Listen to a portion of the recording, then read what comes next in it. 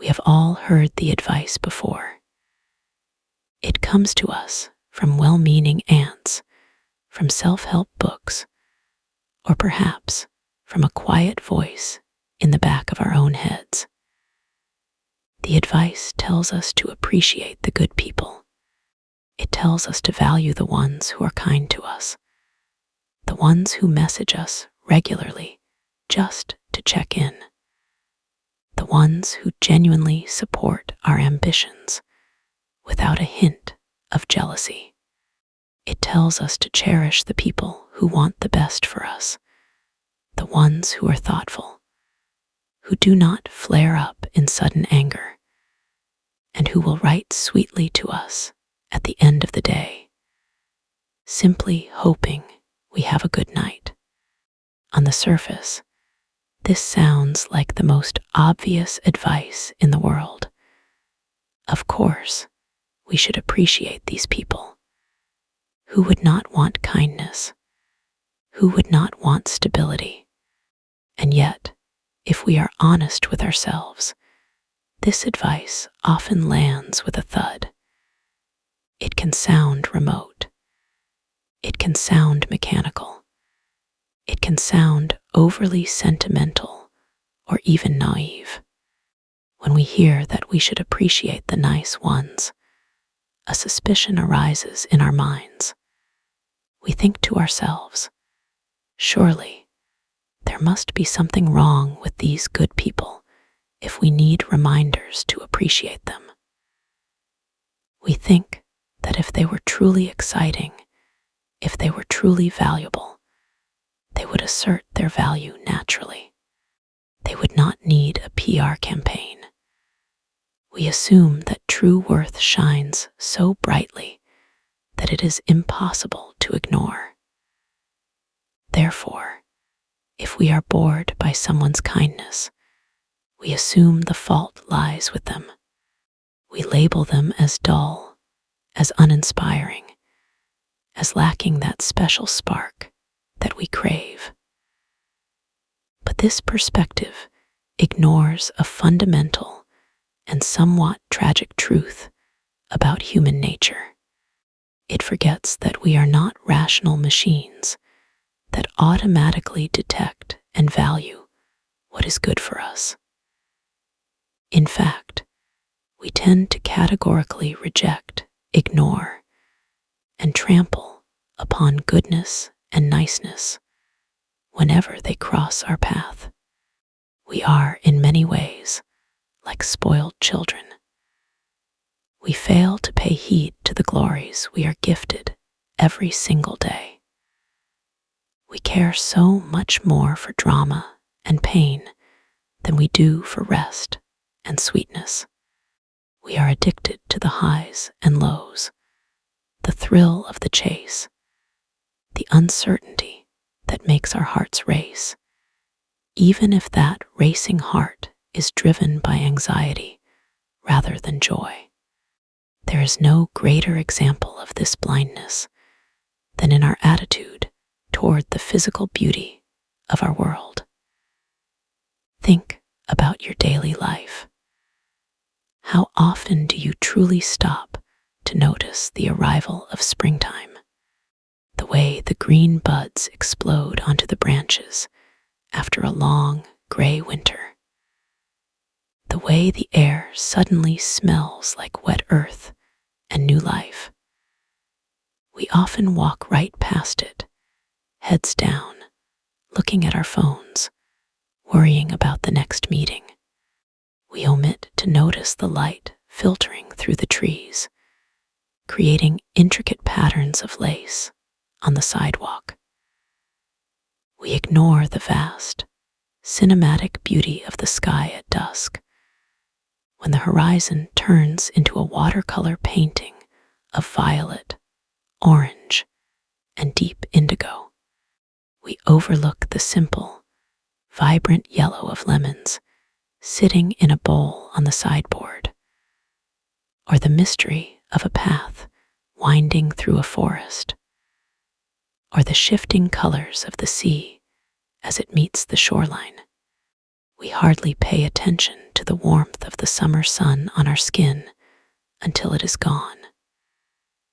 We fail to honor the dignity of autumn with its crisp air and falling leaves. We live in a world of breathtaking beauty, yet we treat it as mere wallpaper, a backdrop to our internal worries and dramas. And this is precisely why we have collectively accorded such high honor to the great artists of history. We revere the talented evocators of the world's sublimity. We build massive museums to house the works of Paul Cézanne, Pierre-Auguste Renoir, Camille Pissarro, Vincent van Gogh, Johannes Vermeer, Pieter de Hooch, Wilhelm Hammershøi, and so on. Why do these names hold such power? Why do millions of people travel thousands of miles to stand in front of a canvas by Van Gogh?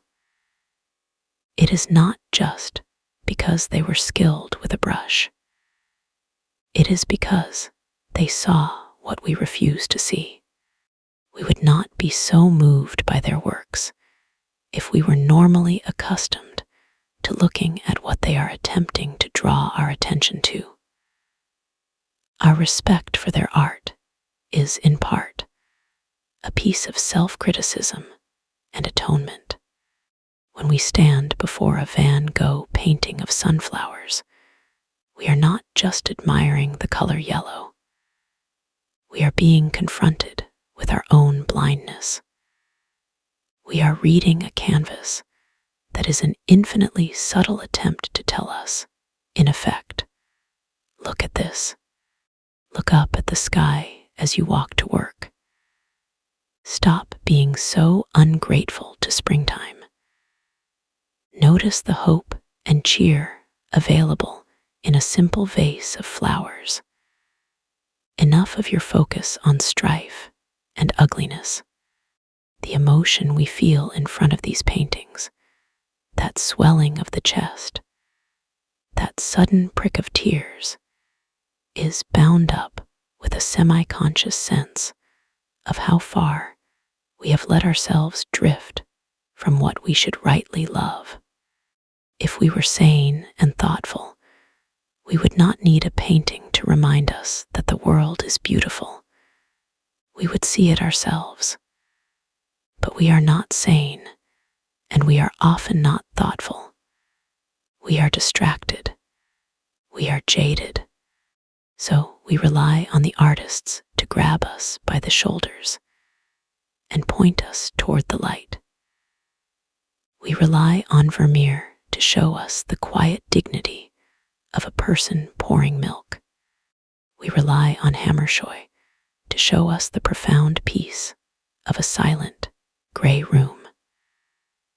We rely on Renoir to show us the simple joy of a leisurely lunch in the sun. This same dispiriting ingratitude that applies to flowers and seasons also applies to people. Just as we grow immune to the beauty of a sunset, we grow immune to the beauty of a kind heart. Here too, we fail to appreciate what is special because it is not screaming for attention. Here too, we need reminders. We need someone or something to shake us awake. We need a voice to say, stop taking generosity for granted. Do not mistake calm for tedium. Properly pay homage to the glory of forgiveness. Go back and call the person you never thanked for their patience. Instead of doing this, however, we seem magnetically drawn to the opposite. We are pulled toward complicated, tormented types. We chase the people who are emotionally unavailable. We obsess over the ones who send mixed signals, who keep us guessing, who make us work for every scrap of affection. Why do we do this? It is not an accident. We are drawn to these complicated characters because they remind us of other complicated characters we probably grew up around. The brain loves familiarity, even when that familiarity is painful. If we associate love with anxiety, with striving, with trying to fix someone, then a person who is simply kind and stable will feel wrong. They will feel boring.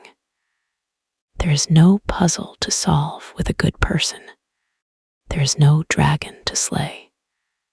There is just peace. And for a heart addicted to adrenaline, peace can feel terrifyingly like death. But it is time to break the pattern.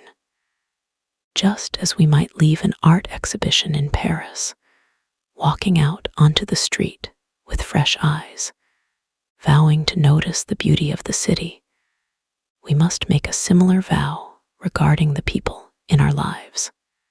We must remind ourselves to pay genuine homage to what and who is good, kind, and true before it is too late. We must realize that the boredom we feel in the presence of a nice person is not a sign of their lack of depth. It is a symptom of our own chaotic wiring.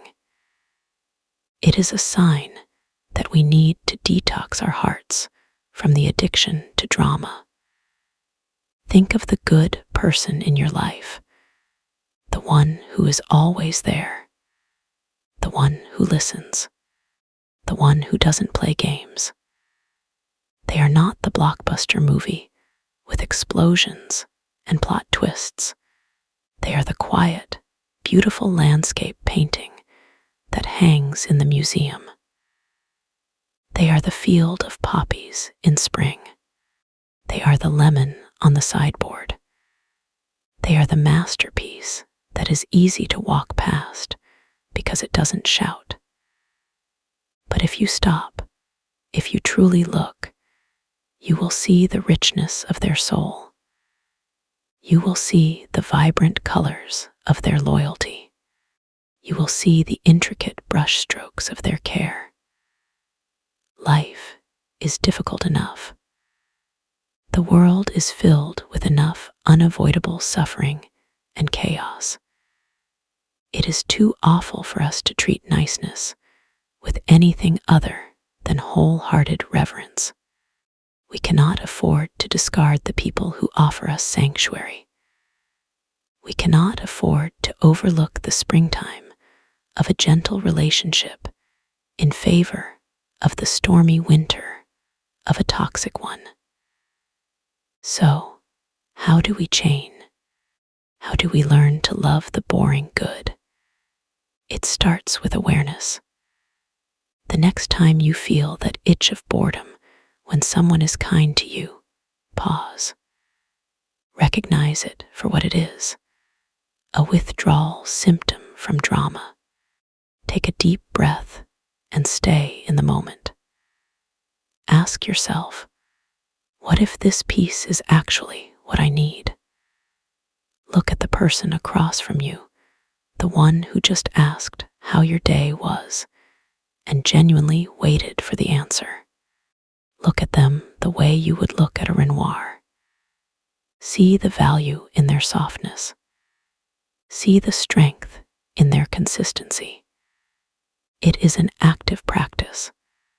Just as mindfulness teaches us to taste the raisin, to feel the water on our hands, we must practice mindfulness in our relationships.